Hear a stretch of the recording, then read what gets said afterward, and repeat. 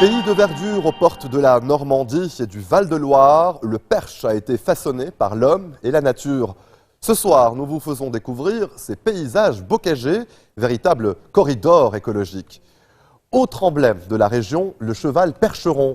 Cheval de trait par excellence, il a construit sa légende en mettant sa force et sa puissance à l'épreuve du territoire du Perche. Reportage.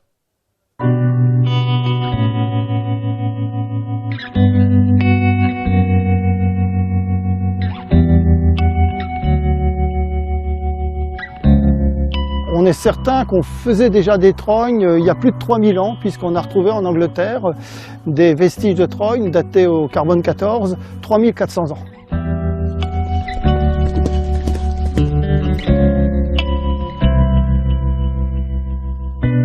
Le percheron, c'est de toute évidence le cheval le plus célèbre au monde. Il a eu une aventure extraordinaire, mondiale, planétaire. Doucement. Tout ce qu'on peut simplifier à la voix, ça nous donne une main supplémentaire. Nos mains, c'est simplement une confirmation de l'ordre qu'on a donné. C'est tout. Aux portes de la Normandie et du Val-de-Loire, le Perche a été façonné par l'homme. Terre de prairies et de haies, l'identité paysagère percheronne est liée à l'histoire de l'arbuste paysan, dans lequel Dominique lit comme dans un livre. Ça, c'est la mémoire de l'arbre qui est là, qui est inscrite. Et on peut arriver à savoir à peu près la dernière fois que ces arbres ont été taillés. J'arrive à peu près à 60 ans. Jadis, on étêtait les arbres pour cultiver leur rejet. C'est l'art de la trogne. La trogne, c'est un arbre de cueillette. On peut dire que c'est un taillis perché sur un tronc. Et qui, à chaque fois qu'on le taille, comme un taillis classique, va repousser, mais en hauteur, pour ne pas être mangé par les herbivores, parce que c'était la production paysanne de bois d'œuvre, de bois de chauffage et même de fourrage, puisque ces trognes, on les a aussi appelées des prairies aériennes. Les rejets de ces trognes vont ainsi régénérer la nature. Un vrai miracle. Ce qui va se passer, c'est qu'on va avoir des bourgeons dormants qui vont repartir de la tête pour refaire un taillis. C'est tout simplement le bon sens d'autrefois.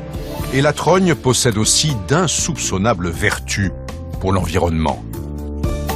C'est d'abord une production durable, renouvelable, de proximité, et puis qui fixe le carbone, puisque le tronc est toujours là en présence et grossit au cours des années. Et puis, je dirais, la cerise sur le gâteau, c'est la biodiversité apportée par ces arbres avec les oiseaux cavernicoles, les chauves-souris, les insectes. C'est tout un ensemble qui fait que ces arbres sont vraiment dans la modernité. Alors, au plus près de son bocage, Dominique répertorie et consigne les alignements de trognes. Un inventaire du génie paysan.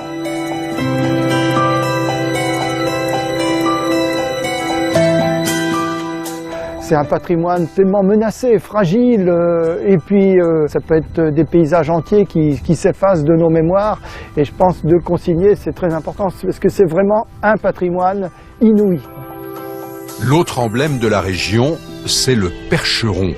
Cheval de trait par excellence, dont la force et la puissance ont construit la légende, depuis les pâturages du château Saint-Jean à Nogent-le-Rotrou. Le cheval percheron est originaire du Perche et plus précisément d'une bande de terrain le long de l'Huine, la rivière qui coule à Nogent-le-Rotrou, et sur une bande de 100 km à peu près. Et c'est de là qu'est parti le cheval percheron qui a atteint une renommée internationale, planétaire. Photographe de métier, Jean Léo s'est pris de passion pour ce cheval qui participa à la conquête de l'Ouest.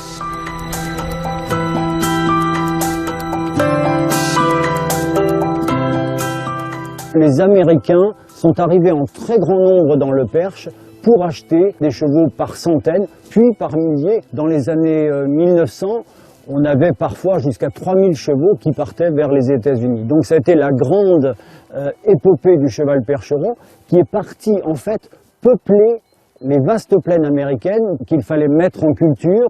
Et donc le cheval percheron a été le moteur de l'agriculture américaine à cette époque.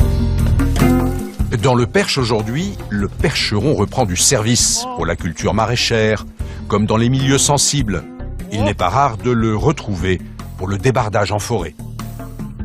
Alors c'est vrai que l'aspect esthétique est très important. C'est un être humain et un cheval. L'un ne va pas sans l'autre. J'ai coutume de dire quelquefois que quand on me dit qu'est-ce que c'est le cheval percheron, j'ai envie de dire c'est une corde. Le débardeur professionnel, il n'a qu'une corde.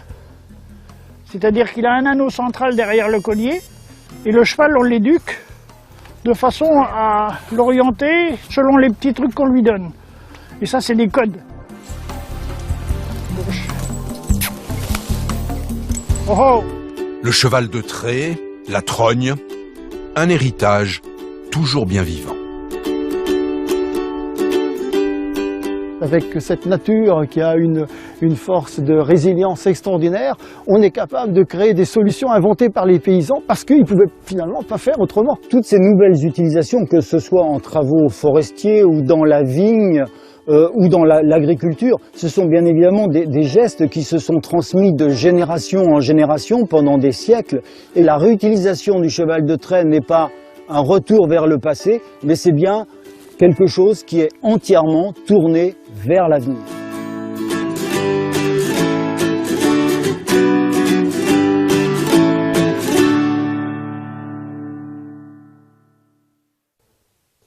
Allons à présent à la découverte du Panama. Dans la capitale, les touristes désireux de mieux connaître l'histoire de certains quartiers peuvent faire appel à des guides un peu particuliers puisqu'il s'agit d'anciens membres de gangs.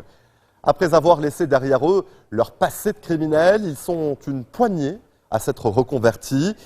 Ils ont décidé de faire découvrir le centre historique de Panama City, là même où il y a quelques années, ils commettaient leur larcin. Mounia Benaïssa nous en dit plus. Ce jour-là, à Panama City, quelques touristes visitent le quartier historique de San Felipe. Rien de bien extraordinaire à première vue. Pourtant, il y a à peine 10 ans, déambuler dans les rues du Casco Antiguo était impossible. N'importe quelle personne qui vivait dans cet immeuble pouvait descendre et venir vous voler vos biens, que ce soit votre appareil photo, votre téléphone ou votre portefeuille. Et Alexis Montenegro sait de quoi il parle, car il est lui-même l'un de ces anciens criminels. Il y a quelques années, il faisait partie du gang de la Cité de Dieu et a commis de nombreux délits au cours de son adolescence. À l'époque, la vieille ville gangrénée par la violence et le trafic de drogue était tenue par les gangs. Devenu guide touristique, Alexis Montenegro raconte à ses clients son histoire du quartier. Un jour, un gang rival est venu, armé. Il voulait tirer sur notre chef, lui voler sa drogue et son argent. Aujourd'hui, Alexis a décidé de tourner la page et c'est avec plusieurs ex-gangsters qu'ils ont créé Fortaleza Tour, une agence de tourisme spécialisée dans les visites des anciens quartiers dangereux de Panama City, un concept qui séduit les visiteurs. Ce qui est intéressant, c'est de voir le chemin parcouru par ces hommes qui étaient au départ membres d'un gang et qui ensuite ont trouvé le moyen d'être utiles à la société. Ces hommes ont accepté le changement qui a eu lieu dans leur communauté et ils ont choisi d'y prendre part. Le Casco Antiguo offre aux touristes et aux habitants un nouveau visage. Des investisseurs privés ont remis à neuf les habitations en ruine et les rues ont été rénovées. Seuls certains murs encore tagués rappellent le passé sulfureux de ces rues. Mais revers de la médaille, désormais plus sûr, le quartier attire une population de plus en plus aisée, forçant les plus pauvres à partir. Allez, restez des nôtres, on se retrouve après ceci.